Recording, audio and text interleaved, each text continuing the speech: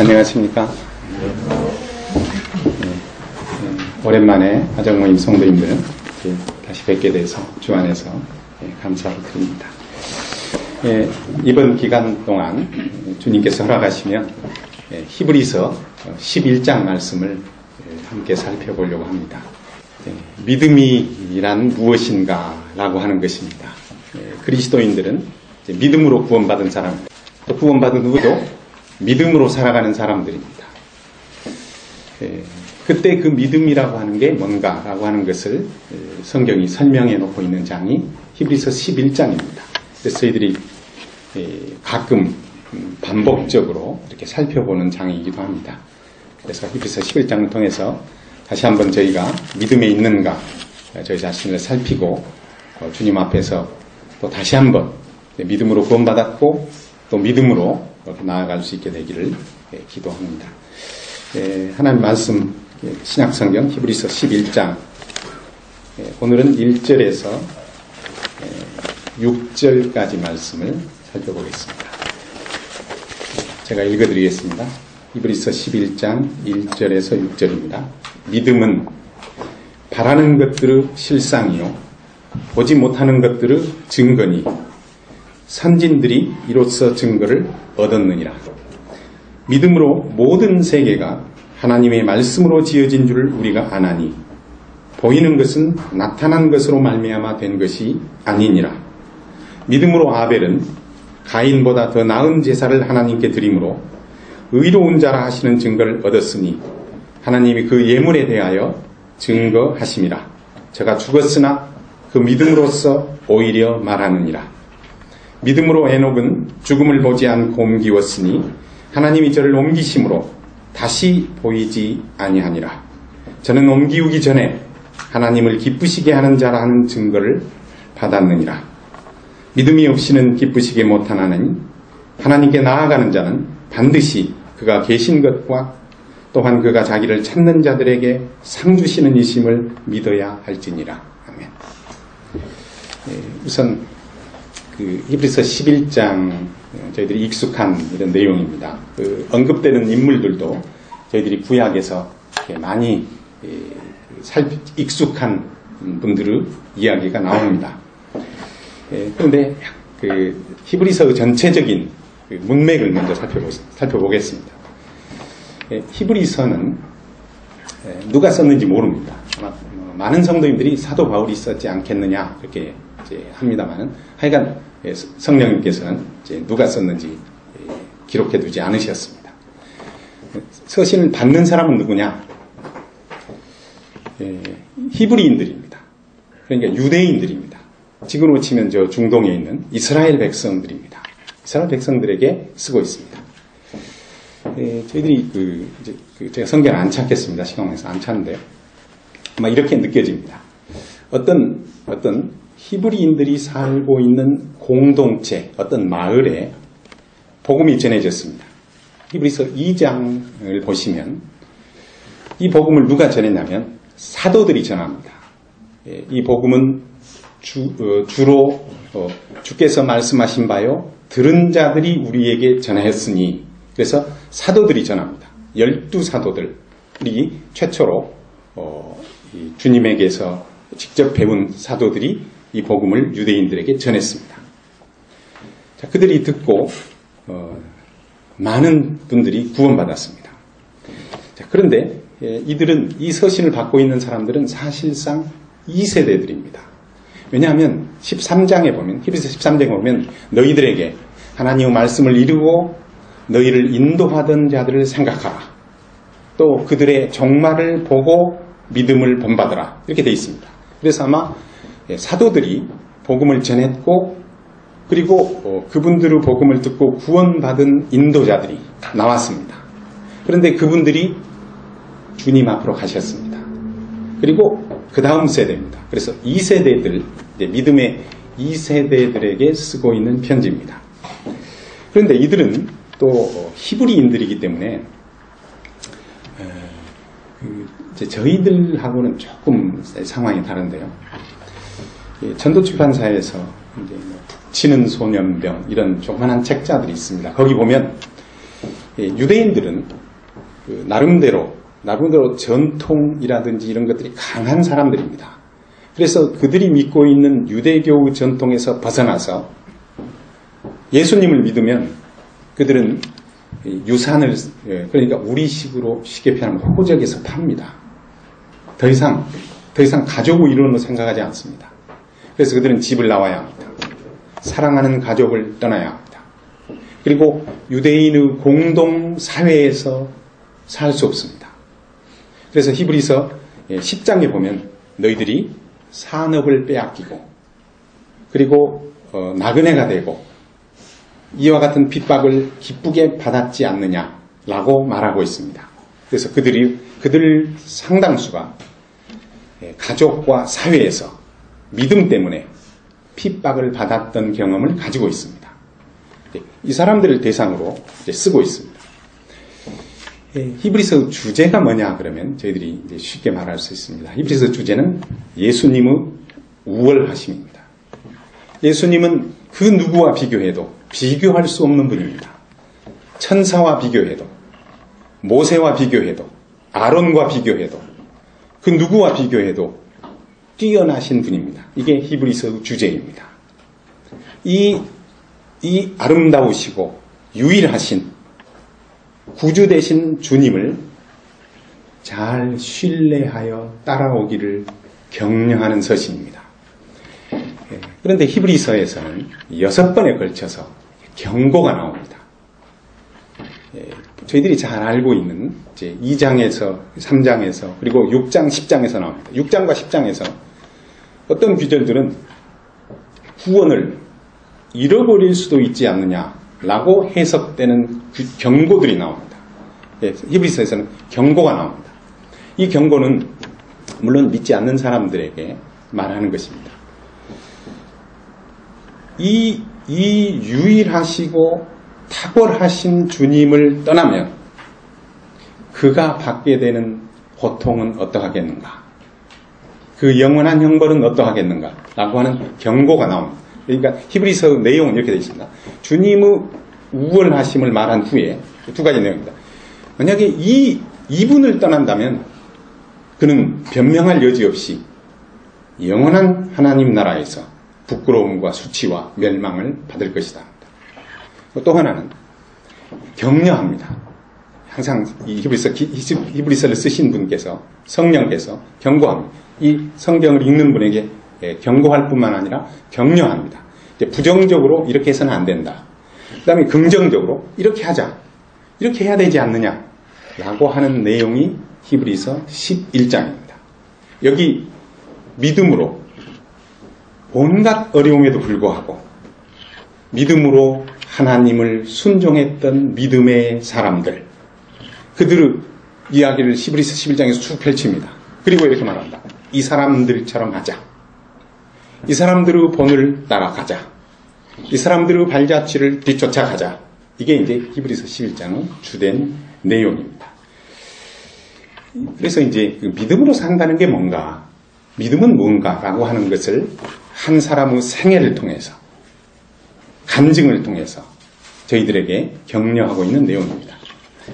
그러면 이제 하나씩 살펴보겠습니다. 1절, 2절 치겠습니다. 히브리서 11장 1절, 2절입니다. 다시 제가 읽어드리겠습니다. 믿음은 세 가지를 보겠습니다. 첫 번째, 바라는 것들의 실상입니다. 두 번째, 보지 못하는 것들의 증거입니다. 세 번째, 선진들이 이로써 증거를 얻었습니다. 세 가지입니다. 믿음에 대해서 보겠습니다. 자, 바라는 것들의 실상이오는 이렇게 쉽게 이해하겠습니다. 믿음을 정의하고 있습니다. 믿음이 뭐냐라고 했을 때 믿음은 바라는 것들의 실상이다. 이게 믿음에 대한 정의입니다. 그 다음에 보지 못하는 것들의 증거는 믿음에 대한 믿음의 목적을 말하고 있습니다. 그 다음에 세 번째로 선진들이 이로써 증거를 얻었느니라는 믿음의 가치를 말하고 있습니다. 다시 조금 설명을 드려보겠습니다. 히브리서 11장 1, 2절을 다른 성경의 도움을 받아 함께 이해해 보겠습니다. 저희들이 잘 아는 귀절에, 믿음에 대해서 잘 아는 귀절에 로마서가 있습니다. 로마서 10장 17절은 이렇게 말하고 있습니다. 믿음이 뭐냐 그러면 믿음은 어떻게 생기는 거냐면 믿음은 들으면서 납니다. 무엇을 듣는 거죠? 들음은 하나님 그리스도 말씀에서 나옵니다. 그래서 그것하고 바라는 것들을 실상이요 하고를 함께 넣어서 이해해 보겠습니다. 믿음은 하나님이 말씀하셨습니다. 그래서 믿음이 생기는 겁니다. 믿음은 내가 만들어내는 게 아닙니다. 내가 그랬으면 좋겠다. 나는 그럴 것을 믿는다. 나는 그러리라 라고 확신하는 신념이 아닙니다. 믿음은 하나님의 말씀에서 나와야 합니다. 하나님이 말씀하셨습니다. 그걸 믿는 겁니다. 그런데 하나님의 말씀의 내용이 미래입니다. 그래서 소망합니다. 하나님이 약속하신 것을 바라는 것입니다.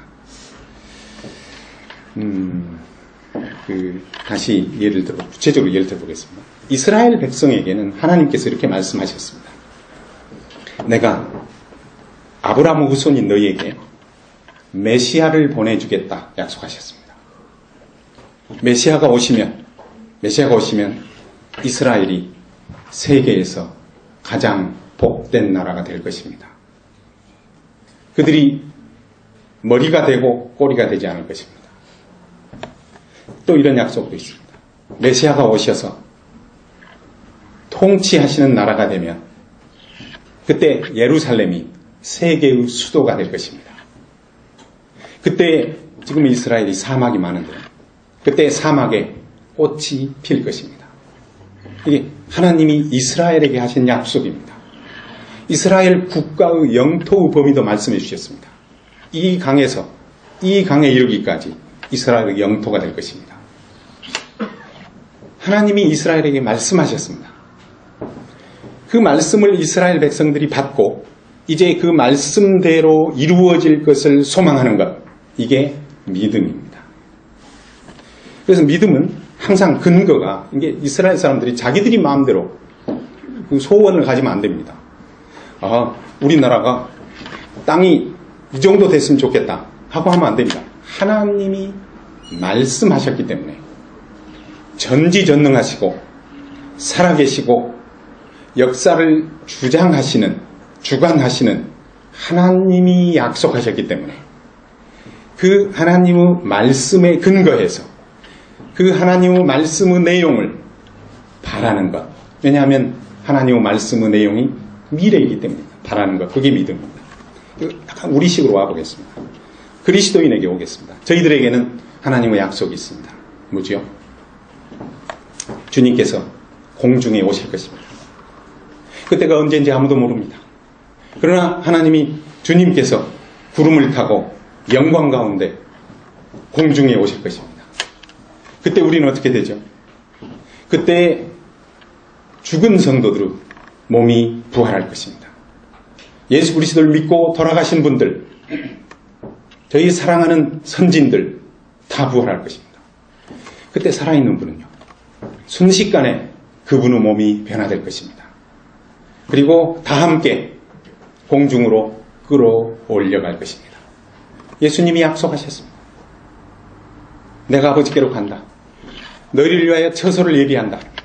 처소가 예비되면 내가 다시 와서 너희를 내 아버지 집으로 데려가겠다. 약속하셨습니다. 이게 미래입니다. 이걸 소망하는 것입니다. 그리스도인들의 소망이 있습니다. 공중에서 주님을 뵐 날. 그 이후로는 주님과 떨어지지 않을 것입니다. 항상 함께 있을 것입니다. 잘 아시지만 잠깐 이야기 드려보겠습니다. 공중에서 주님을 만나면 그 다음부터 무슨 일이 벌어지죠? 두 가지가 벌어집니다. 공중에서 두 가지가 벌어집니다. 첫 번째가 그리스도 심판대 앞에 서야 합니다. 심판대란 단어가 약간 어감이 안 좋기 때문에 약간 바꾸면 그리스도 시상대 앞에 설 것입니다. 우리가 주님을 섬겼던 것들, 우리가 믿음으로 행했던 일들에 대해서 주님께서 상을 주실 것입니다. 이제 상을 받는 일이 다 끝나고 나면 이제 혼인에 들어갈 것입니다. 어린 양의 혼인. 우리 주님이 신랑이십니다. 우리가, 교회가 그의 신부일 것입니다. 공중에서 혼인이 있고, 그리고 주님과 함께 이 땅에 통치하기 위해서 내려올 것입니다. 1000년 동안. 주님이 다스리는 1000년 왕국에서 교회는 왕의 신부가 되어 함께 통치할 것입니다. 이게 우리 소망입니다. 그날이 반드시 올 것입니다. 하나님이 약속하셨기 때문에 천지는 없어져도 하나님의 말씀은 없어지지 않을 것입니다. 1.1획도 그대로 이루어질 것입니다. 그것을 믿기 때문에 우리가 소망하는 것입니다. 이게 믿음입니다. 믿음이 있는 사람마다 그리스도께서 하신 말씀을 소망하는 것입니다. 또 하나는 그리스도께서 하나님께서 말씀하신 것은 보이지 않는 것입니다. 영적인 것들입니다. 예를 들어보겠습니다. 구원받았다. 이게 구원이 눈에 보이는 게 아닙니다. 하나님께서 이렇게 말씀하셨습니다. 백보자신 하나님이 크고 흰 보좌 앞에서 모든 사람들을, 모든 믿지 않는 자들을 심판하실 것입니다. 그러나 우리에게는 이렇게 약속하셨습니다. 그 이름이 생명책에 기록된 사람은 내 말을 듣고 나 보내시는 이를 믿는 자는 영생을 가졌고 사망에서 생명으로 옮겼느니라. 우리는 그 심판자리에 가지 않을 것입니다. 우리 이름은 생명책에 기록되어 있을 것입니다. 그런데 생명책은 눈으로 보이질 않습니다. 내 이름이 기록되어 있는지 책을 펴서 확인할 수가 없습니다. 그러나 믿음은 그 모든 것들을 눈으로 보이지 않고 그러나 하나님이 약속하신 미래에 속한 모든 축복들을 믿는 것입니다. 확신하는 것입니다. 일어난 것처럼 눈으로 본 것처럼 눈으로 본 것 이상으로 내가 경험한 것보다 더 확실하게 확신하는 것입니다. 이게 믿음인 것입니다. 그래서 이제 첫 번째, 그 다음에 두 번째는 보지 못하는 것들의 증거니 믿음은 하나님께서 말씀하신 것을 그것이 비록 미래에 속한 것이건 영적인 것이건 그런다 할지라도 그것을 믿는 그리스도인들은 이 세상을 그 믿음의 근거에서 삽니다. 보이는 것으로 살지 아니하고 믿음대로 삽니다. 그 믿음에 일치하게 삽니다. 그 믿음과 모순되게 행동하지 않습니다. 믿음의 가치대로 선택하며 삽니다. 그것은 이 믿지 않는 세상 사람들에게 복음을 증거하는 것입니다. 세상에 있는 사람들은 하나님을 믿지 못합니다. 주된 변명이 뭐냐면 보여봐라. 하나님 계시면 보여봐라. 믿겠다. 천국 보여주면 믿겠다. 볼 수 없는 걸 어떻게 믿는단 말이냐. 이렇게 보이지 않는 것입니다. 하나님이 말씀하신 하나님도 보이지 않습니다. 하나님은 볼 수 없는 분입니다. 볼 수 있도록 오신 유일한 하나님이 예수 그리스도이십니다. 보이지 않는 것, 하나님이 말씀하신 영적인 것들을 증거하는 것입니다. 어떻게 해요? 그리스도인들이 믿음의 확신으로 이 세상에서 볼 수 있도록 살기 때문입니다. 그들의 선택을 보면 하나님은 있는 거다. 그들이 저렇게 행동하는 걸 보면 말씀이 사실인 것이다. 라고 세상에 증거하게 됩니다. 이게 믿음의 두 번째 목적입니다. 그래서 첫 번째가 믿음의 정의, 믿음의 성격입니다. 두 번째가 믿음의 목적입니다. 세 번째가 믿음의 가치입니다. 선진들이 이로써 증거를 얻었느니라. 여기 있는 선진들은 히브리서 11장에 나와 있는 구약 성도들입니다. 믿음의 사람들을 말합니다. 그들이 증거를 얻었다라고 하는 것은 여기 있는 증거라고 하는 단어는 그 앞에 있는 증거라는 단어하고 조금 다른 단어입니다. 그래서 이 증거는 이렇게 해석하는 것이 자연스럽습니다. 인정을 받았느니라. 누구에게? 하나님께 인정을 받았느니라. 그래서 믿음은 세 가지 측면이 있습니다. 믿음은 하나님의 말씀을 그대로 확신하는 것입니다. 하나님의 말씀을 진실되다고. 하나님의 말씀이 사실이라고, 하나님의 말씀은 그대로 일어날 것이라고 확신하는 것, 이게 믿음입니다. 그리고 그렇게 믿는 사람은 그 믿음대로 살면 그것은 믿지 않는 세상에 보이지 않는 하나님과 그 말씀을 증거하게 됩니다. 셋째로, 그렇게 됐을 때 그 믿는 성도를 하나님께서 기뻐하시고 인정하시고 상 주시고 그리고 축복하십니다. 이게 믿음에 관한 정의입니다. 자, 그럼 요 세 가지, 믿음의 세 가지 특징입니다. 믿음의 성격, 믿음의 목적, 믿음의 가치라고 하는 이 세 가지 기준으로 그 다음부터를 쭉 설명해 보겠습니다. 그러면 이제 3절부터 히브리서 11장 끝까지는 그렇게 믿은 사람들의 예입니다.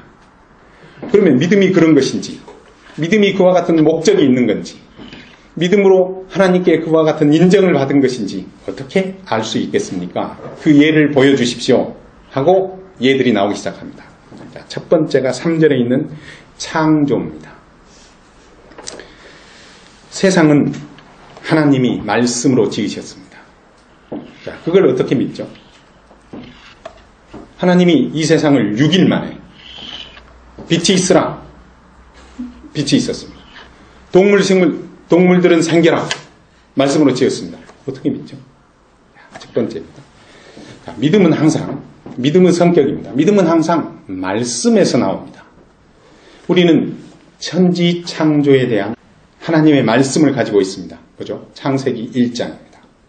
창세기 1장, 2장에서 하나님의 말씀이, 성경이 우리에게 제시하고 있습니다. 하나님이 세상을 이렇게 창조했다.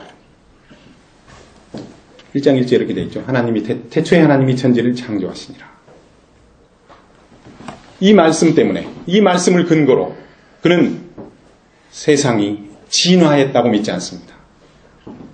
그 빅뱅이건 작은 그 가장 하등 동물에서부터 점점 고등동물로 나온 게 아니고 단번에 하나님이 창조하셨다는 걸 믿습니다.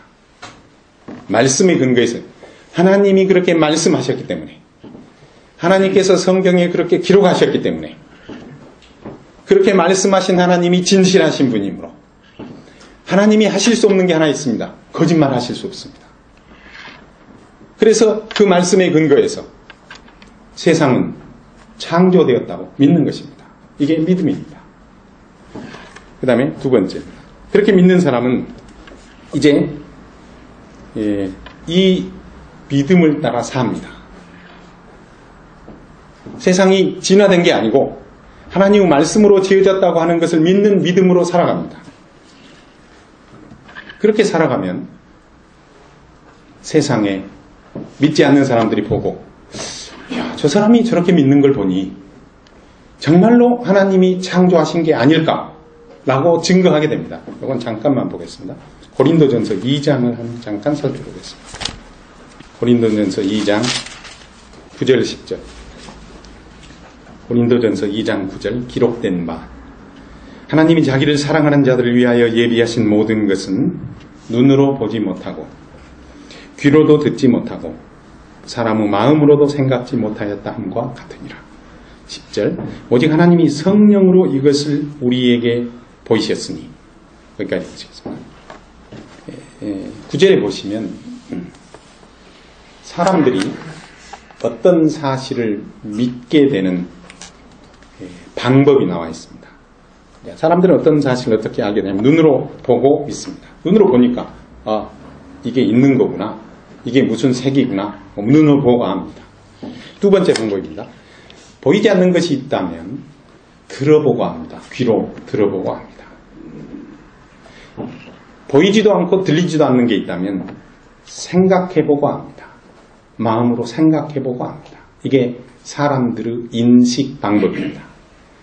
처음에 있는 눈과 귀를 보통 세상에서는 이렇게 말합니다. 경험론이라고 합니다.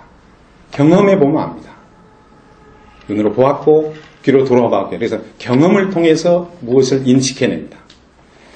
그 다음에 또 하나가 생각해보고 합니다. 이걸 합리주의라고 합니다. 그렇게 되는 것이 논리적으로 맞으면 그거 받아들입니다. 그래서 세상에 있는 철학은 둘로 나눕니다. 인식 방법이 둘입니다. 경험론 그리고 합리주의입니다. 그러나 하나님께서 영적인 진실들은 경험할 수 없습니다. 하나님이 천지를 창조하신 줄 누가 그 옆에 서서 보고 알겠습니까? 없습니다. 하나님이 예수님께서 공중에 오신다고 하는 사실을 누가 생각해보고 이게 논리적이다라고 말할 수 있겠습니까? 그래서 하나님께서는 합리주의도 아니고 경험론도 아니고 성령께서 사도들, 여기 있는 우리는 사도들입니다. 하나님께서 사도들을 사용하셔서 성경의 저자들입니다. 성경의 기자들입니다. 성경을 기록하게 하셨습니다. 하나님의 진리를 기록하게 하셨습니다. 성령께서는 하나님의 모든 것을 아시는 분입니다. 성령은 하나님이십니다. 그래서 사람에게 필요한 하나님이 알려주고 싶은 모든 사실을 성령께서 특별한 사람들을 선택해서 기록하셨습니다. 이제 우리는 이 성령의 도우심으로 하나님의 성경 말씀을 읽고 받아들이고 그리고 확신하는 것입니다. 이게 이제 차이가 있는 것입니다. 그래서 천지가 하나님의 말씀에 의해서 창조된 줄 어떻게 아느냐? 하나님께서 그렇게 말씀하셨습니다. 이제 그는 하나님이 만든 세상이고 하나님이 만드셨기 때문에 하나님이 이 세상을 심판하실 것입니다. 이 세상의 주인은 하나님이십니다. 하나님이 주권자이십니다. 그래서 하나님의 주되심을 하나님이 참으로 모든 것을 운행하시는 분임을 그는 믿고 행동합니다. 그는 일이 생길 때마다 하나님께서 왜 이걸 허락하셨는가 이렇게 생각합니다. 이렇게 하신 하나님 뜻이 무엇인가 이렇게 생각하면서 합니다. 그렇게 살 때 그는 야외에 나가서 좋은 날, 봄날 아름다운 꽃을 보면서 참 좋다가 아니고 하나님이 솜씨가 얼마나 위대한가, 다양한가, 이렇게 우리를 감동시키는가, 우리를 위하여 이렇게 만드셨는가, 우리를 사랑하셔서 이 좋은 것들을 느낄 수 있게 하셨구나 이렇게 말합니다. 이렇게 말하면 주위에 있는 사람들에게 증거하는 것입니다. 하나님이 정말 있는 건가? 그리고 이제 세 번째, 믿음의 가치입니다. 우리는 이렇게 믿습니다. 저희가 지금 2000년대 대한민국이라고 하는 나라에 살고 있습니다. 이것은 우연이 아닙니다. 저는 가끔 이제 그런 생각을 합니다만, 저더러 만약에 살 수 있는 시대를 정해라 그러면 저더러 정해라 그러면 저는 예수님 지상에 계셨던 때 그때 태어나고 싶습니다. 만약 가능하다면. 그래서 주님 음성을 직접 들어보고 싶고 주님이 행하신 말씀과 그분의 기적을 눈으로 볼 수 있다면 얼마나 좋은가 이런 생각을 합니다. 이런 상상을 합니다. 그리고 저더러 태어나는 장소를 정해라 그러면 저는 대한민국을 선택하고 싶지 않습니다. 미국 좋지 않습니까? 누구 말대로 거지도 영어를 하는 나라. 여기서는 훌륭한 대학을 나와도 안 되는 영어. 그러나 지금 이 시대에 저희들이 여기에서 태어나서 이렇게 모임, 교회 생활을 하고 있는 것은 하나님의 계획입니다. 이게 우연이 된 게 아닙니다. 하나님께서 모든 것을 아시고 모든 것을 선하게 인도하시는 하나님의 계획입니다. 그래서 여기 있는 것입니다. 다시 보겠습니다. 우리는 이 세상을 살면서 어떤 사람은 성공하기도 하고 어떤 사람은 실패하기도 합니다. 어릴 적부터 경쟁 속에서 자랍니다. 누구는 좋은 대학을 나와 상류 사회의 삶을 삽니다. 누구는 가난한 부모 밑에서 충분히 배울 수 없고 많은 기회를 갖지 못해서 평생을 괴롭게 삽니다. 그래서 하나를 성공이라고 하고 하나를 복된 인생이라고 하고 하나를 불행한 삶이라고 말합니다. 아닙니다. 그리고 그 삶에 여러 가지 주어진 것을 사용해서 주님을 섬기기도 하고 뭐 하기도 합니다. 그래서 주님을 위해서 많은 일을 한 사람도 있고 거의 주님을 위해서 일을 하기는커녕 주님의 도우심만 은혜로만 겨우 살았던 사람도 있습니다. 우리는 이 사람은 주님 앞에서 상을 많이 받고 이 사람은 주님 앞에서 부끄러울 것이라고 생각합니다. 그러나 아닙니다. 우리가 하나님 앞에서 평가되는 것은 이렇게 평가됩니다. 내가 무엇을 했는가가 아니고 하나님께서 우리를 이 세상에 태어나게 하실 때 하나님이 계획을 가지고 계십니다. 하나님은 이런 분이 아닙니다. 우리를 태어나게 가지고 네가 잘 살아봐라. 네가 주님을 믿고 믿은 후에도 열심히 최선을 다해서 나를 잘 섬겨라. 그리고 오면 내가 얼마나 잘했는가를 계산해가지고 달아봐가지고 칭찬도 하고 책망도 하리라. 아닙니다. 하나님은 우리를 태어나게 하시기 전에 성경이 이렇게 말합니다. 세상을 만들기도 전에 이 세상에 지구와 해와 달이 있기도 전에 하나님 마음속에 우리가 있었습니다. 창세 전에 에베소서 1장입니다. 세상이 생긴 것은 우리를 위해서 만든 것입니다. 교회를 만들기 위해서 이 세상을 창조한 것입니다. 교회가 먼저입니다.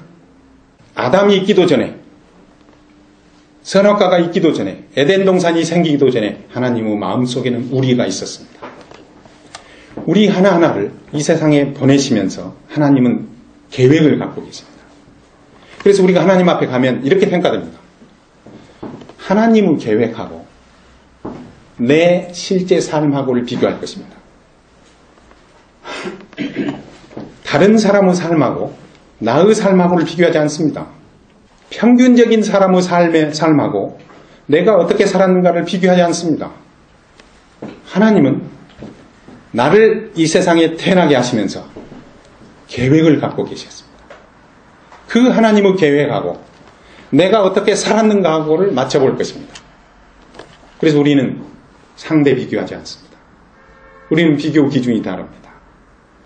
우리는 하나님이 나를 어떻게 불렀는가, 하나님이 나에게 무슨 은사를 주셨는가, 그것을 내가 충성스럽게 썼는가를 가지고 비교할 것입니다. 내가 다른 사람보다 다른 어떤 누구하고 비교해서 더 많이, 더 적게가 아니고 이게 하나님이 세상을 창조하셨다고 하는 것을 믿는 사람들의 가치입니다.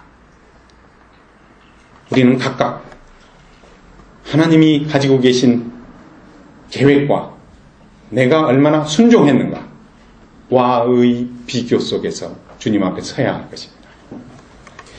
그 다음에 조금 더 가보겠습니다.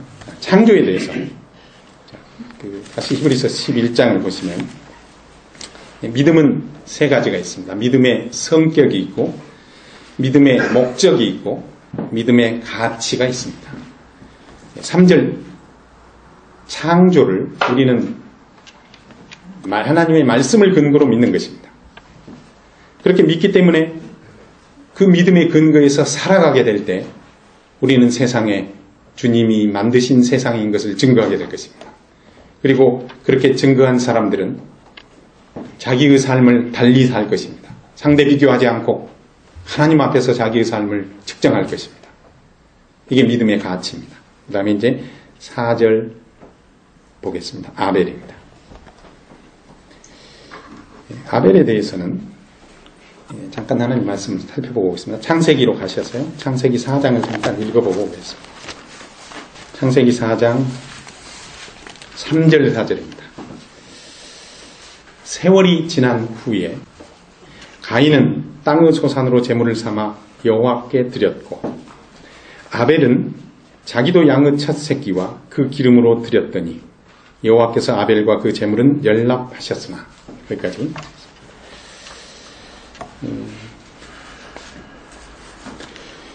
그 에덴 동산 밖에서 태어난 최초의 사람 이름이 가인과 아벨입니다. 다시 말하면 그들은 죄인으로 태어납니다. 에덴 동산 밖에서 태어납니다.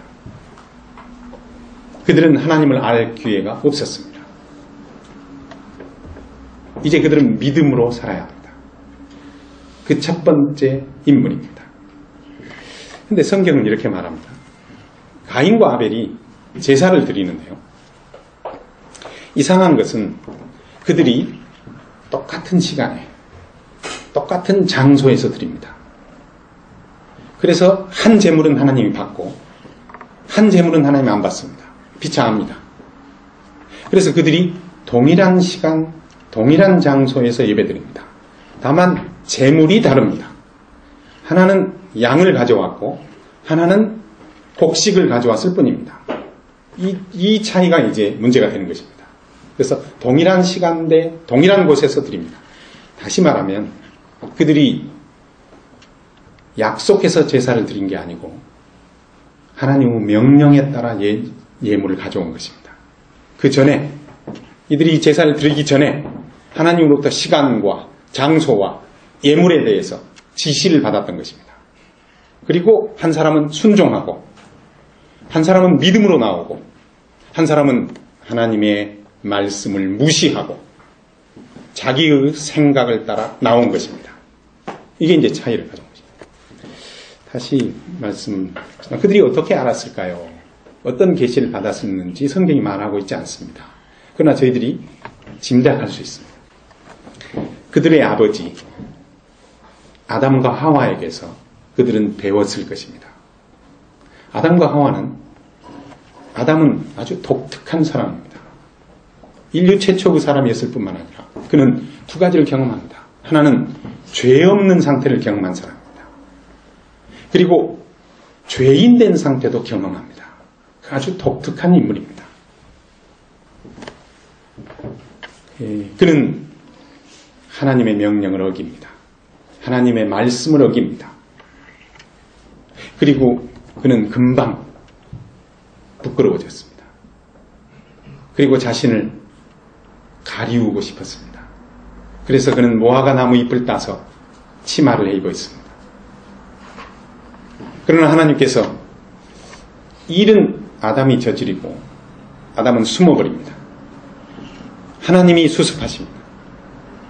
아담아 어디 있느냐? 이게 성경에서 하나님이 사람에게 말씀하신, 죄인에게 말씀하신 최초의 질문입니다. 아담아 너는 어디 있느냐? 아담은 대답합니다. 부끄러워 숨었나이다. 하나님이 수습합니다.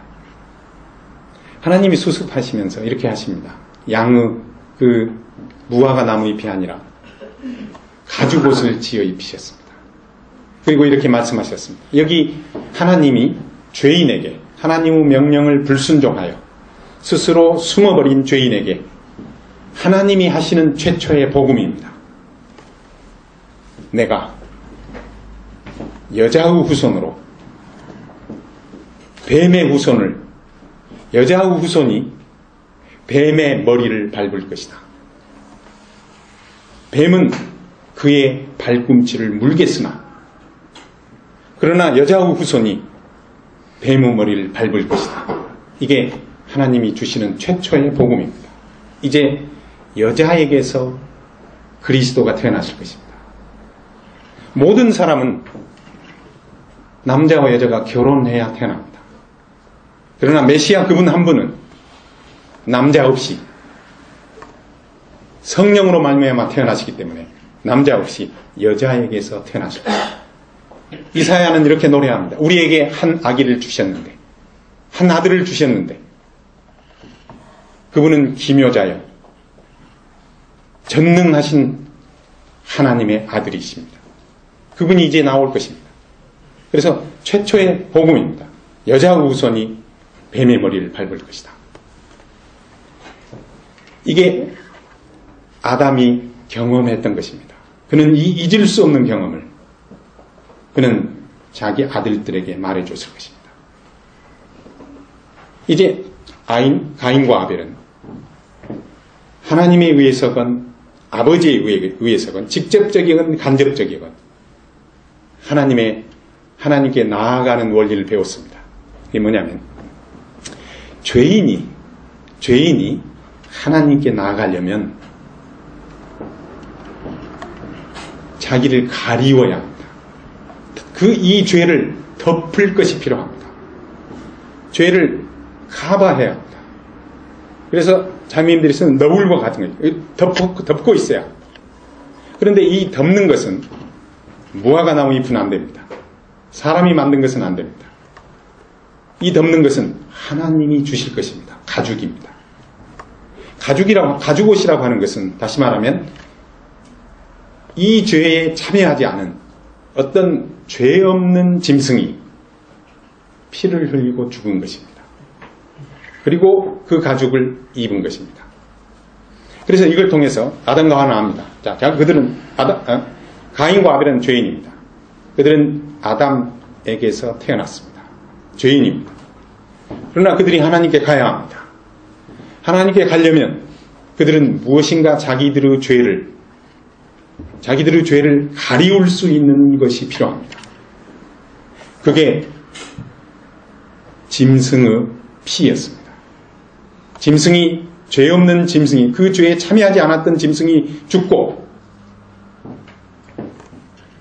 피를 흘리고 그리고 가야 되는 것입니다. 그래서 아벨은 이렇게 됩니다. 다시 히브리서로 보겠습니다. 창세기 4장 보겠습니다. 아벨은 이렇게 드립니다. 창세기 4장 4절은 양을 드립니다. 양은 뭐냐면 이게 놀라운 것입니다. 우리 주님이 하나님의 어린 양이십니다. 세상 죄를 지고 가는 하나님의 어린 양입니다. 아벨은 훗날 수천 년 후에 오시게 될 우리 주님을 상징하는 동물을 가지고 옵니다. 첫 새끼입니다.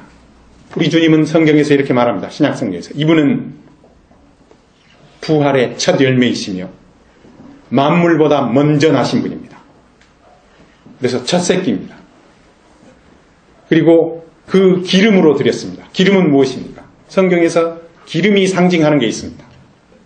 우리 주님의 우월하심입니다. 우리 주님과 비교할 수 있는 분이 없습니다. 우리 주님 외에 다른 어떤 것도 죄를 가리울 수 없습니다.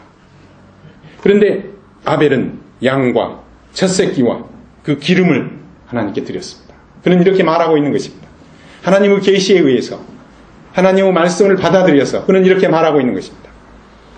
훗날 하나님께서 그 아들을 보내셔서 십자가에 피 흘리심으로 나의 죄를 용서해 주시고 그 놀라운 용서를 근거로 제가 하나님 앞에 갑니다. 하나님 저를 받아주시옵소서. 믿음으로 드리고 있는 것입니다. 믿음은 항상 하나님의 계시와 하나님의 말씀을 확신하는 것입니다. 일어나지 않았어도 내 생각과 다를지라도 세상에 그 같은 일이 없다, 그와 같은 경험을 한 적이 없어도 세상에서는 이상해 보일지라도 사람의 생각으로는 이해할 수 없을지라도 그는 하나님의 말씀에 근거해서 하나님께 나갑니다. 가인은 그렇지 않습니다. 가인은 틀림없이 아버지에게서 들었을 것입니다. 하나님께서 아담의 범죄 후에 하나님께서 이렇게 말씀하셨습니다. 여자의 후손이 뱀의 머리를 밟을 것이다. 그 그리스도, 이 죄 문제를 해결하시게 될 궁극적인 그리스도에 대한 믿음은 없고 가인은 이렇게 합니다. 땅의 소산을 가지고 나갑니다. 근데 땅에 대해서는 하나님께서 이렇게 말씀하셨습니다. 창세기 3장에서 땅이 저주를 받을 것이다. 하나님께서 땅에 대해서 저주하셨는데도 불구하고 그는 그런 말씀을 소홀히 여깁니다. 그는 땅의 소산으로 드립니다. 이 땅의 소산이 그것도 얼마나 좋았겠습니까? 그러나 하나님께서 내가 땅을 저주한다 라고 하신 말씀에 대해서 넘겨버리는 것입니다. 이게 내가 땅에서 만든 거하고 뭔 상관인가? 그는 자기 생각대로 하나님의 말씀에 대한 존경심이 없이 하나님의 말씀에 대해서 두려워하고 그 말씀이 얼마나 무게 있는 것인가에 대해서 개의치 아니하고 가져온 것입니다. 하나님이 받지 않았습니다.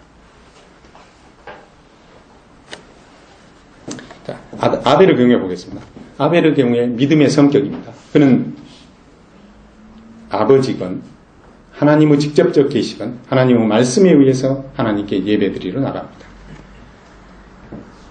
두 번째로 그 다음에 그는 이렇게 나감으로써 그는 말합니다. 그의 이와 같은 믿음의 행동은 가인에게 그리고 그 이후 세대에게 말하고 있습니다. 이건 잠깐 보겠습니다. 히브리서 11장으로 다시 오시겠습니다. 4절 믿음으로 아벨은 가인보다 더 나은 제사를 하나님께 드림으로 의로운 자라 하시는 증거를 얻었으니 하나님이 그 예물에 대하여 증거하십니다. 저가 죽었으나 그 믿음으로써 오히려 말하느니라. 아벨은 죽었습니다. 그러나 말하고 있습니다. 말은 그래서 저희들이 이렇게 늘 생각하는 것입니다. 어떤 사람은 말보다 더 크게 말하는 게 있습니다. 그 사람은 삶입니다. 삶이 더 크게 말합니다. 어떤 분이 강대상에서 말합니다. 그런데 그분의 삶을 알기 때문에 그 말이 안 들릴 때가 있습니다. 어떤 사람이 말하지 않아도 그분의 삶을 보면 말을 듣는 것입니다. 아벨은 말하고 있었습니다. 죽었지만 말하고 있습니다. 누구에게 말하고 있을까요? 성경을 통해서 우리 모든 사람에게 말하고 있습니다. 믿음만이 하나님이 받는다. 믿음으로 행하는 것을 하나님이 받으신다. 라고 말하고 있습니다. 그리고 아벨은 또 이렇게 말하고 있습니다.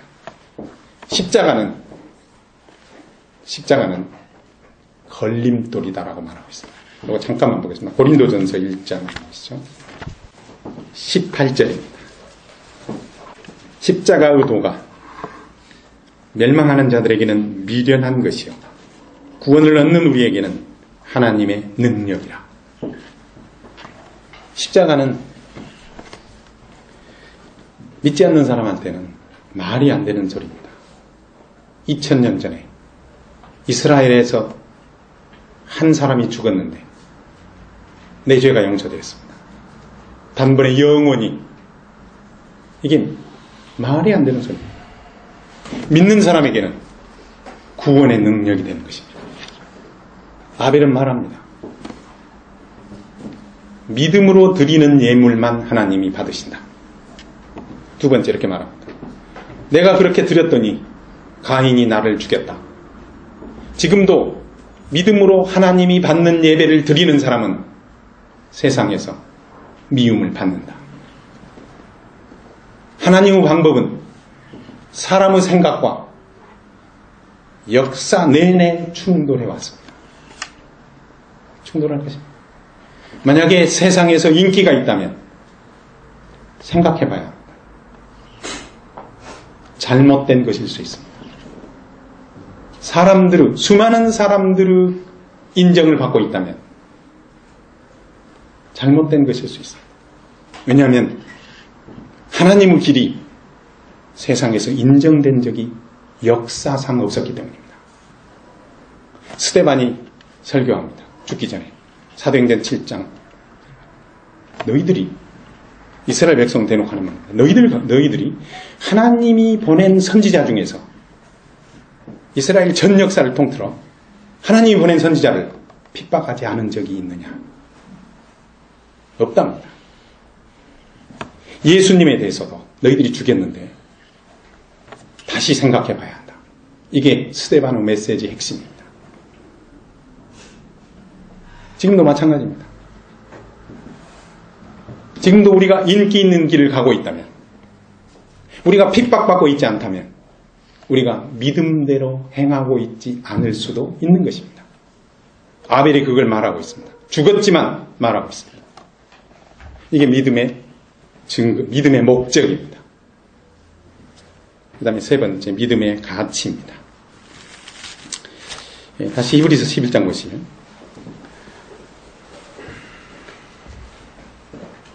하나님이 그 예물에 대하여 증거하셨습니다. 나는 아벨의 예물을 기뻐한다. 피 흘림이 없이는 죄사함이 없다라고 하는 내 원칙을 말하고 있으니 기뻐한다. 하나님이 증거하셨습니다. 어떻게 증거했는지는 모릅니다. 아마도 불이 하늘에서 내려서 아벨의 제물을 받으시고 가인의 제물을 내버려 뒀을 것입니다. 하나님이 직접 증거하셨습니다. 나는 이 제물을 기뻐한다. 왜냐하면 이 제물은 내 사랑하고 기뻐하는 아들 예수 그리스도를 드러내고 있기 때문입니다. 그분에게 영광을 돌리고 있기 때문입니다. 오직 그분에게만 가치를 두기 때문이다 라고 하나님이 인정하셨습니다.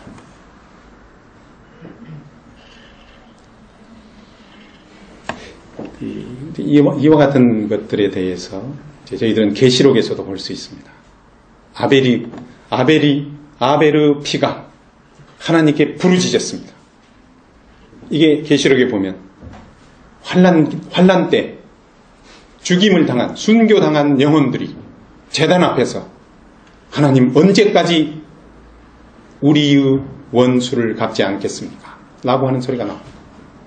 그리고 주님께서도 이렇게 인용하십니다. 주님께서 기도에 대해서 설명하실 때 이렇게 설명하십니다. 어떤 불의한 재판관이 있었는데 어떤 과부가 억울한 일을 당해가지고 재판관에게 옵니다. 밤낮 귀찮게 합니다. 억울함을 풀어달라고. 재판관이 귀찮아서라도 그 과부의 호소를 들어줍니다. 그 비유를 하십니다. 그리고 말씀하십니다. 하나님께서 너희들의 기도를 듣지 아니하겠느냐. 아벨의 믿음의 가치입니다. 그 다음에 이제 에녹으로 넘어가겠습니다. 11장 5절 6절이 에녹에 관한 부분입니다. 다시 한번 읽어드리겠습니다. 믿음으로 에녹은 죽음을 보지 않고 옮기었으니 하나님이 저를 옮기심으로 다시 보이지 아니하니라.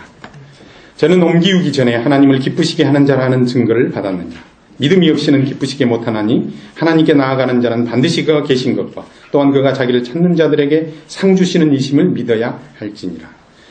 이것도 성경을 군데 찾고 오겠습니다. 창세기 5장으로 가셨어요. 창세기 5장 21절부터 에녹은 65세의 무두셀라를 낳았고 무두셀라를 낳은 후 300년을 하나님과 동행하며 자녀를 낳았으며 그가 365세를 향수하였더라. 에녹이 하나님과 동행하더니 하나님이 그를 데려가심으로 세상에 있지 아니하니라. 그다음에 하나만 더 보겠습니다. 신약 성경으로 오셔서요. 유다서 요한계시록 바로 앞에 있는 서시입니다. 유다서 14절 15절.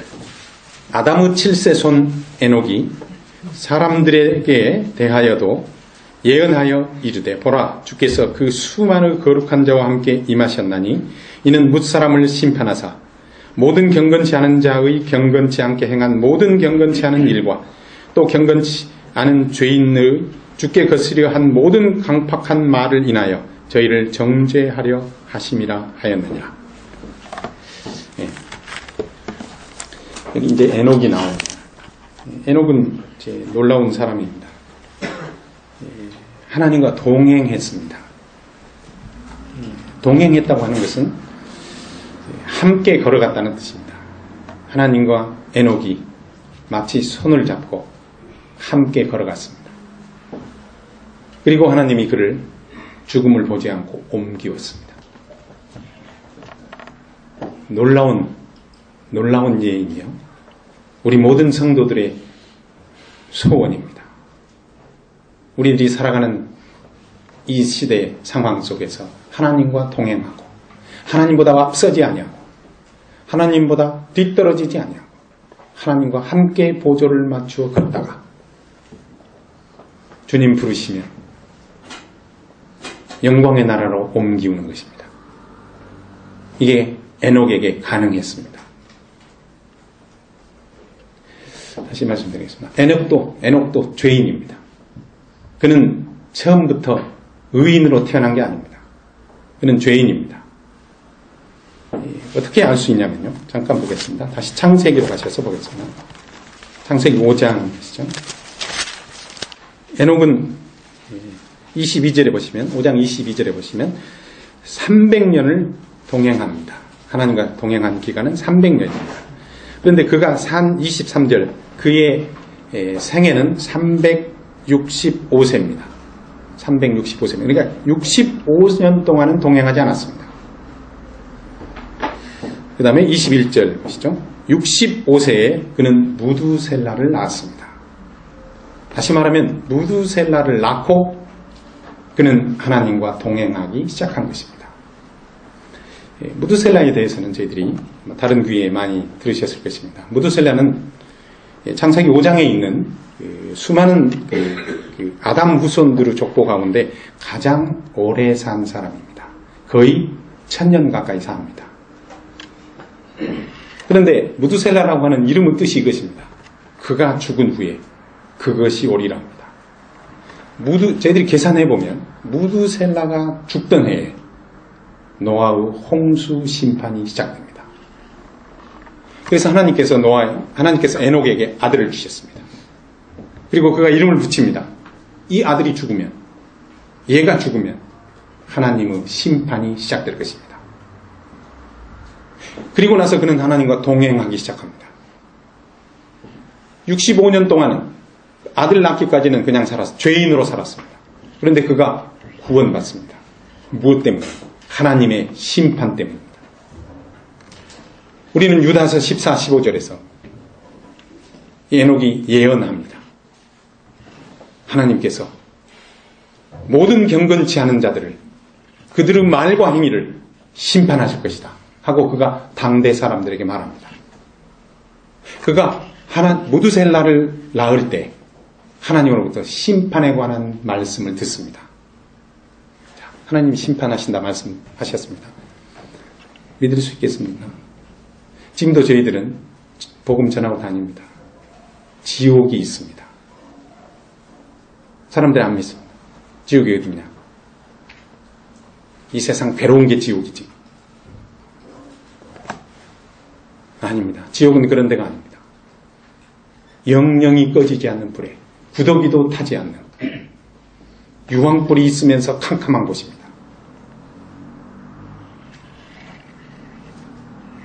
거기에서 빠져나올, 거기를 가지 않을, 거기는 하나님이 사람을 위해서 만든 데가 아니고 원래는 반역한 천사들을 위하여 예비한 곳입니다. 하나님께 반역한 천사들을 따라간 사람들이 그 사단과 함께 있을 것입니다. 그가 뱀의 모양으로 에덴 동산에 찾아와서 하나님의 말씀을 의심케 했습니다. 지금도 그렇게 하나님이 말씀하시더냐 의심하게 하는 거죠. 무슨 지옥이 있단 말이에요. 죽으면 끝이지. 그러나 어떤 사람은 하나님의 심판에 관한 말씀을 그는 두려워합니다. 주님은 이렇게 말씀하셨습니다. 성경에서 지옥이라는 단어를 가장 많이 쓰신 분이 누군지 아십니까? 우리 주님이십니다. 주님이 이렇게 말씀하셨습니다. 절대로 들어가면 안 된다. 차라리 눈을 빼고라도 두 눈으로 지옥에 가는 것보다 한 눈을 가지고라도 지옥에 가지 않는 것이 낫다. 내 손이 범죄하거든 그 손을 찍어버리고 지옥에 들어가지 마라. 이렇게 하셨던 분입니다. 이 지옥에 관한 주님의 경고를 듣고 정말로 거기에 가면 안 되겠다. 어떻게 하면 지옥을 왜 가는가? 죄 때문입니다. 죄는 어떻게 해결이 되는가? 죄 없는 피가 흘려져야 합니다. 무죄한, 죄를 지은 적이 없는 피가 흘려져야 합니다. 세상에 죄 없는 사람이 없습니다. 짐승은 사람의 죄를 속할 수 없습니다. 하등동물이기 때문입니다. 사람이 고급하기 때문입니다. 어떻게 해야 되겠습니까? 그래서 하나님의 아들께서 혈육을 입고 이 세상에 오신 것입니다. 그리고 그 죄 없으신 33년간 죄 없으신 생애를 사신 주님께서 이제 우리의 죄를 위해서 대신 피 흘리신 것입니다. 우리는 이 놀라운 은혜를, 하나님이 하신 이 놀라운 사역을 받아들이는 것입니다. 믿는 것입니다. 감사함으로 받는 것입니다. 마음으로 영접하고 환영하는 것입니다. 기쁨으로 무릎을 꿇고 찬양하는 것입니다. 이게 구원입니다. 에녹은 우리하고 똑같이 구원받았습니다. 하나님의 심판에 대한, 하나님의 경고를 듣고 그는 구원받았습니다. 그리고 그는 하나님의 말씀을 배웁니다. 두 가지를 배웁니다. 하나님께 나아가는 자는, 그는 이제 하나님께 나가고 싶었습니다. 나에게 심판을 알려주시고 심판을 피하게 하신 그 하나님께 나가고 싶었습니다. 구원받은 후에 자기 마음대로 사는 게 아닙니다. 이제 우리는 주님 것입니다. 내 생애는 주님 것입니다. 그래서 그는 이제 주님께 나가고 싶었습니다. 근데 하나님이 말씀해 주십니다. 나아가는 사람은 두 가지를 갖춰야 한다. 하나님이 계신 것과, 여기서 계신다고 하는 것은 하나님의 존재를 말하는 게 아닙니다. 하나님의 존재를 믿는 것은 무익합니다. 야고보서는 이렇게 말합니다. 귀신들도 믿고 심지어 떠느니라. 귀신들도 믿습니다. 우리 주님께서 이 세상에 오셔서 회당에 들어가셨습니다. 토요일 안식일에 회당에 들어가셨습니다. 그때 귀신들이, 그때 사람들은 주님이 오면 그냥 나사렛 예수다, 우리랑 같이 똑같이 살고 목수의 아들이고 그 아버지가 요셉이고 어머니가 마리아고 그 동생이 있고 이렇게 생각합니다. 그래서 안 놀랍니다. 그런데 그 안식일 회당에 귀신 들린 사람이 있었습니다. 귀신 들린 사람 반응을 아십니까? 그가 소리를 지릅니다. 그리고 이렇게 와, 하나님 아들 예수여, 왜 때가 이르지 않았는데 오셨나이까? 그가 압니다. 귀신들이 압니다. 사람들은 모릅니다. 사람들은 예수님을 사람이라고만 생각합니다. 자기들과 똑같은 사람이라고 생각합니다. 그러나 귀신은 압니다. 이분은 사람이시지만, 사람의 모양으로 계셨지만 이분은 하나님인 걸 압니다. 어떻게 알았을까요? 그들이 타락하기 전에 예수님 앞에서 경배드렸던 천사들이기 때문에 압니다. 그런데 그들이 반역을 했습니다. 그래서 쫓겨났습니다. 그래서 지금 어떤 사람 속에 들어가 있는 것입니다. 그런데 그는 주님을 보자 그 두려움을 감출 수가 없었습니다. 그래서 성경에서 보시면 귀신 들린 사람들은 전부 주님을 알아보고 말합니다. 나를 무저갱에 들어가라고 하지 마옵소서. 저 돼지떼로 가게 해주십시오. 귀신들이 알아봅니다. 그래서 여기 하나님이 계신 것과 할 때 이것이 하나님의 존재를 말하는 게 아닙니다. 귀신들은 하나님의 존재를 믿습니다. 귀신들은 무신론자들이 아닙니다. 귀신은 정확하게 주님에 대해서 압니다. 그리고 구원받지 못합니다. 우리는 하나님이 어떤 분인지를 알아야 합니다. 무두셀라, 에녹은 하나님께 나가고 싶었습니다. 그런데 하나님께 나가려면 그는 먼저 하나님이 어떤 분인지를 알아야 합니다. 하나님이 주권자이심을, 하나님이 유일하신 이 세상의 주관자이심을 알아야 합니다. 하나님이 사랑이심을 알아야 합니다. 하나님이 은혜로우신 분임을 알아야 합니다. 하나님이 거룩하신 분임을 알아야 합니다. 에녹이 그걸 압니다. 그리고 또 하나입니다. 하나님은 자기를 찾는 자에게 상 주시는 분입니다. 하나님께 나오고자 하는 사람을 반드시 영적인 것으로 이끌어 주시는 분입니다. 에녹이 그걸 압니다. 그래서 첫 번째입니다. 에녹의 경우는 첫 번째, 그는 어떻게 해서 하나님과 동행하고 그리고 죽음을 보지 않고 옮길 수 있었을까요? 말씀 때문입니다. 그의 동행은, 하나님과 동행하는 것은 항상 이제 두 가지입니다. 첫 번째로, 동행한다는 것은 항상 하나님이 내 옆에 계신 것을 알아야 합니다. 하나님의 임재를 의식하는 것입니다. 사실은 우리도 우리 안에 성령님께서 내주에 계십니다. 항상 하나님이 우리와 함께 계십니다. 또 다시요. 여기 주의 이름으로 모인 곳에 주님이 계십니다. 우리 눈에 안 보입니다. 그러나 주님이 여기 계십니다. 그래서 우리가 여기서 함부로 행동하지 않는 것입니다. 함부로 말하지 않는 것입니다. 여기 주님이 계시기 때문입니다. 주님의 영이 내 속에 계시기 때문입니다. 그래서 내가 아무 생각이나 하는 거 아닙니다. 그 성령의 내주 앞에 살아가는 것. 이게 동행은 첫 번째로 하나님을 의식하는 삶입니다. 잠깐 성경을 몇 군데 보겠습니다. 빌립보서를 좀 보시죠. 빌립보 4장 5절 보시겠습니다. 너희 관용을 모든 사람에게 알게 하라. 주께서 가까우시느니라. 사도 바울은 현재 빌립보 감옥에 있습니다. 그러나 그는 놀랍게도 기뻐하고 있습니다.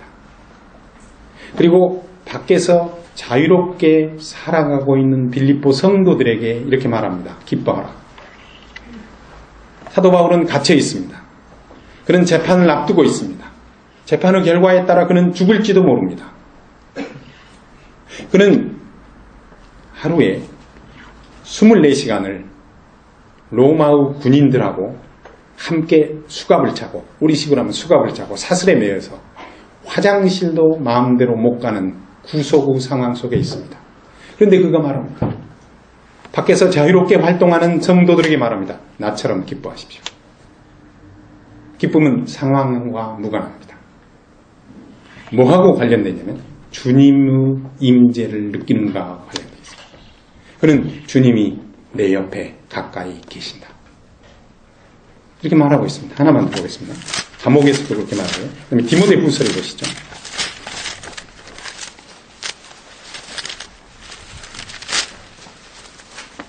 디모데후서 4장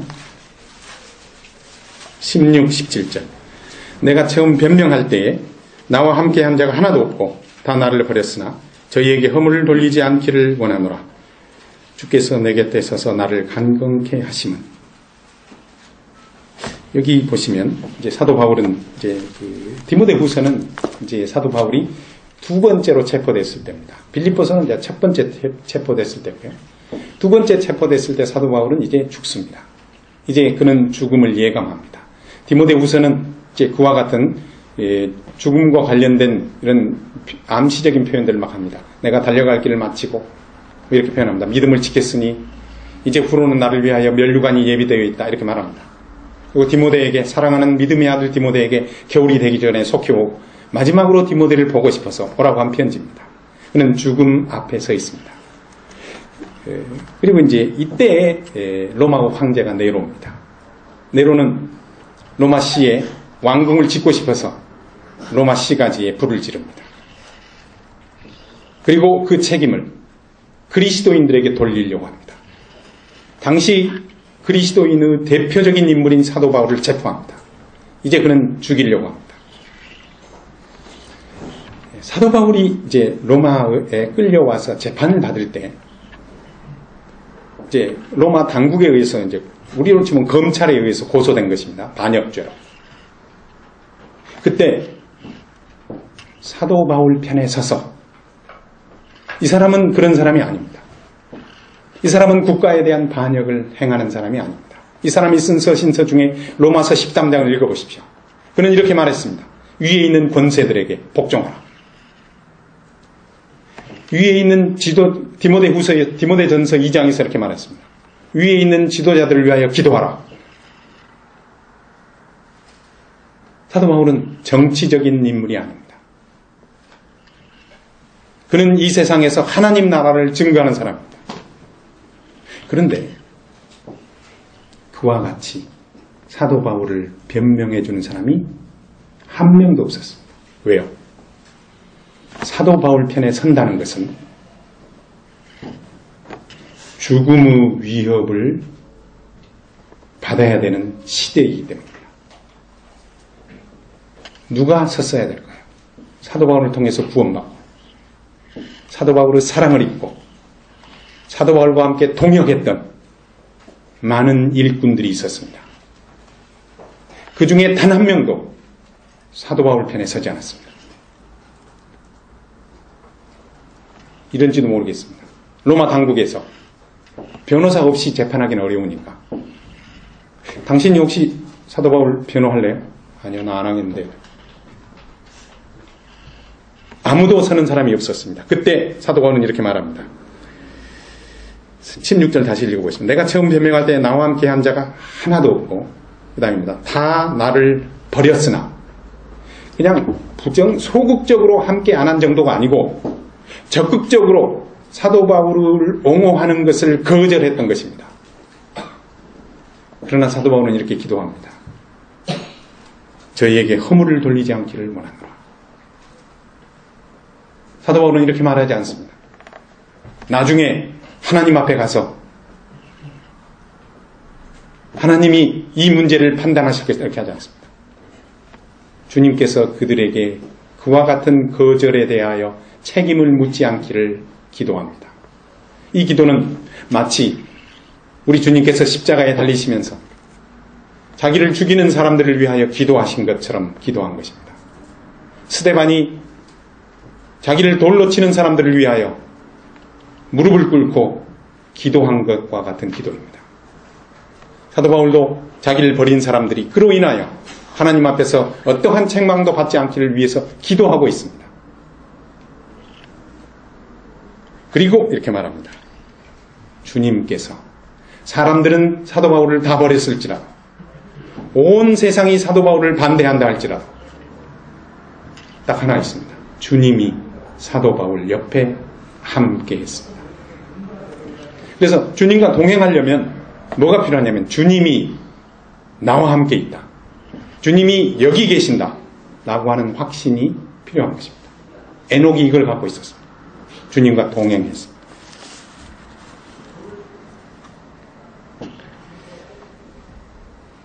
그래서 다시 보겠습니다. 이게 믿음의 성격입니다. 에녹이 가지고 있는 믿음의 성격입니다. 그 다음에 믿음의 목적입니다. 잠깐 히브리서 11장을 다시 보시죠.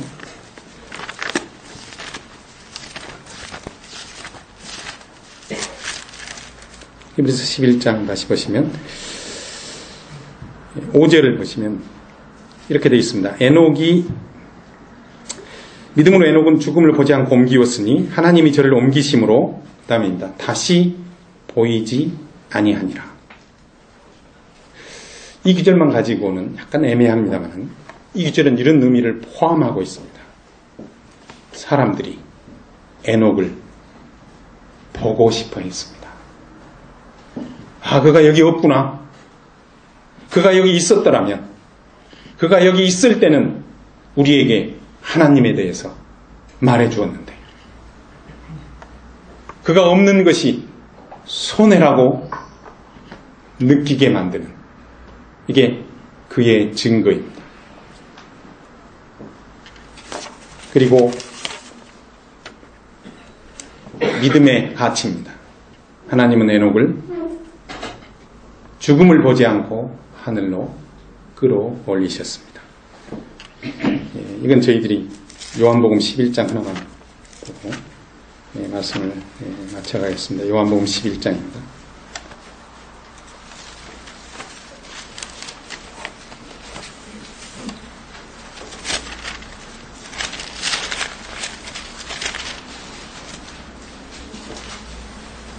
요한복음 11장 25절 나사로의 무덤 앞에서 주님이 하신 말씀입니다. 예수께서 가라사대 나는 부활이요 생명이니 나를 믿는 자는 죽어도 살겠고 무릇 살아서 나를 믿는 자는 영원히 죽지 아니하리니 이것을 내가 믿느냐. 주님이 이렇게 말씀하셨습니다. 주님을 믿는 사람은 죽어도 살 것입니다. 그는 죽는다 해도 다시 부활할 것입니다. 주님 공중에 오시는 날 부활할 것입니다. 그리고 주님은 우리의 생명입니다. 죽음은 우리를 하나님 앞으로 이끌 것입니다. 잠깐 동안의 죽는 순간이 있겠지만 우리는 눈을 감고 나서 눈을 뜨면 주님 계신 곳일 것입니다. 이게 에녹의 상입니다. 에녹의 믿음의 가치입니다. 우리가 주님을 믿는 믿음의 가치도 그렇습니다. 히브리서 11장은 이렇게 말합니다. 믿음은 하나님의 약속과 말씀을 상황이나 사람의 생각과 관계없이 확신하는 것이다. 하나님은 믿는 사람이 그 믿음으로 살아가기를 원한다. 그 믿는 사람의 삶을 통해서 세상에게 보이지 않는 하나님의 말씀과 약속을 증거하기를 원하신다. 그리고 그와 같이 신실하게 증거했을 때 하나님은 그 믿는 자의 삶을 축복하신다. 하늘에 있는 상으로 갚아주신다. 라고 히브리서 11장이 말하고 그 예로 창조와 아벨과 에녹을 들고 있습니다. 이제 우리 차례입니다. 우리는 이제 이와 같은 말씀을 통해서 점검해 보는 것입니다. 나는 믿는 자인가? 믿는 자죠. 내 믿음은 말씀에 근거해 있는가? 내 소원 아니고 내 생각 아니고 내 경험도 아니고 하나님이 말씀하신 것에 근거하여 확신하고 있는가? 두 번째, 그 확신을 따라 살고 있는가? 삶으로 살고 있어서 다른 사람들이 나의 삶을 보고 나의 보이지 않는 믿음을 볼 수 있는가? 나를 통해서 성경을 읽게 되는가? 성경을 확신하게 되는가? 나는 하나님 앞에 갔을 때 잘하였다라고 칭찬받을 것인가? 이 같은 질문들을 스스로 하나님 앞에서 해보고 또 저희들이 믿을 뿐만 아니라 더욱 믿고 더욱 담대히 믿고 더욱 말씀을 확실하게 상고하여 주님께 영광을 돌리고 저희들의 삶을 통해서 주님이 나타나기를 기도합니다. 주님께서 이들을 계속 도와주시기 원합니다. 주님 허락하시면 내일도 계속해서 히브리서 11장 말씀을 4시간에 걸쳐서 계속 살펴보려고 합니다. 성도들께서 말씀을 읽어오셔서 함께 그 안에 담긴 하나님의 선하신 뜻을 함께 나누고 기뻐할 수 있게 되기를 원합니다.